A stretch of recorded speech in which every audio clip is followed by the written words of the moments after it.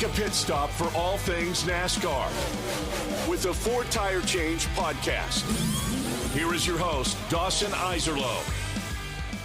Four Tire Change podcast, ESPN Southwest Louisiana. Dawson Iserlo back with you. The round of 8 heating up. We've got one driver in the championship 4, 3 more spots available, and a couple of heavy hitters that took some big points hits at Las Vegas. Let's talk about the NASCAR Cup Series playoffs. Appreciate you for coming back for us.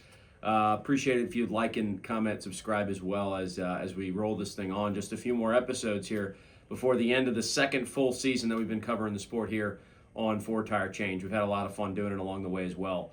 All right, so let's start with some of the drama of this. You know, I said last week I felt like a lot of the playoff drivers were going to be the ones contending for a win. Wasn't exactly a hot take, right? But that did prove to be what was going on. You see Chase Briscoe early on have some big moments where he's leading this race, and it looks like maybe he's going to be a car to beat. But then all of a sudden, here comes William Byron, and Byron makes a charge, wins the first stage, gets himself some huge playoff points, or some huge stage points, I should say. That those are going to be very important, so we'll get back to those in just a minute. Blaney has a big accident, right? The blown tire that puts him in last place. It's you know, you can't ever say you can't come back from it, especially in a round where you have Talladega coming up. And even at Talladega, I would say, you know, obviously Blaney has the ability to win at Talladega or Martinsville. He's had success at both those tracks. But I wouldn't even fully rule him out on points yet, because there's, you know, a very increased chance that some guys are going to DNF at Dega. And that would maybe open the door for Blaney to get back into this deal. But it puts him way behind the 8 ball. He is minus 31 to the cut line. Now, not doing much better than him is his Penske teammate, Joey Logano, who I believe is minus 24. Logano also just did not have a good day. So the Penske cars had a rough go of it at Vegas, and now they're going to put themselves behind the 8 ball. And hey, Penske is known for finding their way in the playoffs. Now, as you know, just with Blaney, Logano is going to have a chance to win one of these next 2 races and or climb out of that big hole with a really good points run. But not a good start for those guys, and that was kind of one of the themes of the day. Then we had, of course, after trouble with Blaney and Logano's struggles throughout the day, we had a couple incidents throughout this race that really changed the complexion of the playoff chase as a whole, to be honest with you. William Byron looks like he's going to win this thing. He's had a great day. Chase Elliott, by the way, another driver I should mention, had some issues there. He's also below the cut line by nearly 20 points, so he's going to have to find a way to get back into this thing. But he did a good job to get back on the lead lap and salvage a finish after what looked like it could be a really, really bad day for the 9 team. Byron runs into the back of Ty Dillon, and we've had some fallout from this. Ty Dillon's spotter, you know, I guess getting let go coming into the Talladega week. Apparently there wasn't good enough communication that he was pitting. It was kind of after the green flag cycle, so drivers were starting to, you know, no longer expect to see someone peeling off and pitting in, you know, in the midst of a green flag run. And so Byron runs right in the back of him. And, I mean, just takes himself from what looked like a race-winning car, at worst was going to be a top 3 finish, and Byron was going to be way above the cut line, to now being in kind of the same spot as all these other guys. Now, I said it, those stage points were big. He ended up getting, I think, 18 of them. So that's what saved him from being where Blaney and, you know, to an extent Logano are on the points. He's only like 15 below the cut line, but big time mess up there. And just an unfortunate one for Byron, who feels like he's trying to break through, right? He's been to Phoenix before with a chance to win the championship. He wants to get back there and finish the job. And now he's going to have to battle where, you know, he still would have had to battle. He wouldn't have been set up. But if he wins the race, then yeah, he's good to go. And he can go to Talladega with a whole lot of stress out of the way. So, wow, really, really tough break for the 24 team. And, you know, I guess you can blame it on the spotter. You can blame it on Ty Dillon. You can blame it on Byron's reaction time, whatever you want to blame it on. SVG had a similar incident, by the way, where he was able to avoid a similar potential fate. So that was some nice driver avoidance by the 88 car, who, by the way, still really, really nice run for him on ovals here down the stretch. He has started to find some stuff, and I really wonder if heading into next season, that momentum can create some better finishes for SVG.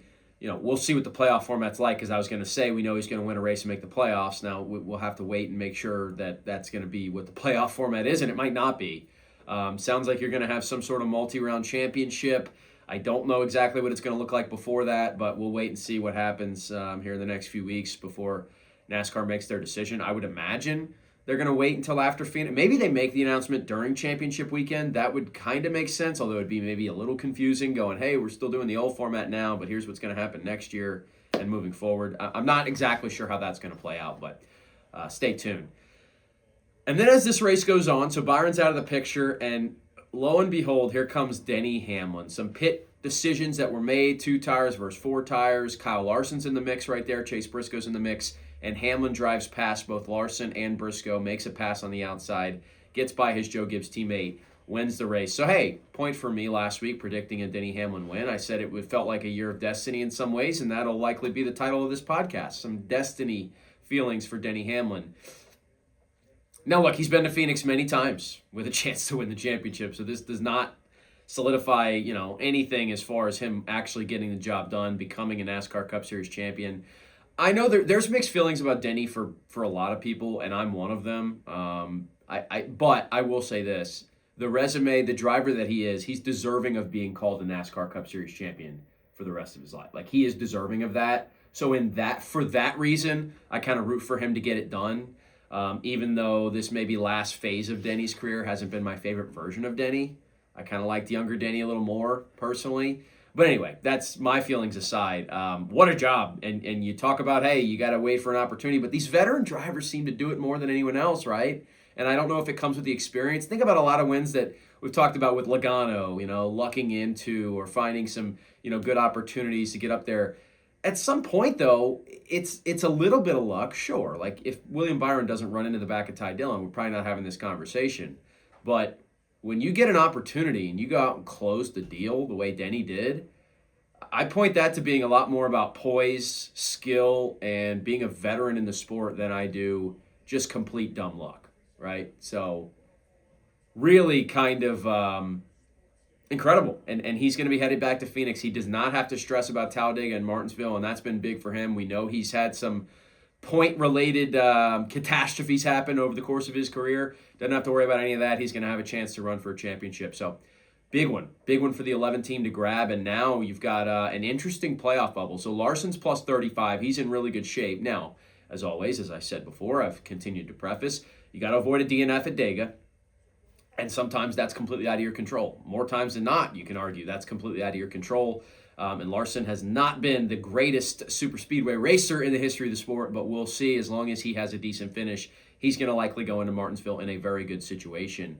What really gets interesting is Chase Briscoe being in the mix as well. Briscoe's had an unbelievable second half of the season, especially once you get to the playoffs. Like, there's an argument that he's been the best, and he's in a good spot right now, too, above that cut line, as is Christopher Bell, who has had a history of being a clutch driver, getting it done when the moment is the biggest. He'll have an opportunity to do that here in the next couple of weeks, or, he might not even have to if he puts himself in a good enough spot. Talladega, look, we know what it is, right? It's Talladega. So you could have a winner in the playoffs, but you've got just as good a shot, if not more so, I guess more so because of the numbers game, of somebody outside the playoffs winning this race. I thought about who I felt like could win this race, and I keep going back to the name Joey Logano. But you know what? To make it a little bit more fun for me, I'm going to pick a driver on Joey Logano's team that is not him, and I'm actually going to pick a non-playoff driver. I think Austin Cindric gets it done in Talladega. I was right about Hamlin last week. I feel way less good about this pick because, it's Talladega and anything can happen. But let's see if Austin Cindric can get it done, which would mean no victory, nobody locking themselves in, and we would go to Martinsville with a wild points situation. We'll likely go to Martinsville with a wild point situation, regardless of what happens. But past that, I did want to at least point out some off-the-track news. Spire's going to make a change there in the number 7 car. Justin Haley is out. Looks like Daniel Suarez is one of the drivers that is heavily in the conversation. So that will be interesting to see. Chevrolet number 7 car has an opening, and we'll see what silly season brings us here in the offseason with a handful of rides that are expected to be open and a handful of rides that have kind of already got somebody penciled in. You think about, Connor Zilish in that 99 with Suarez departing. So just beginning on that, and we'll kind of talk about that probably towards the end of the season as well. But that'll do it for Tire Change. Continue to like, comment, subscribe.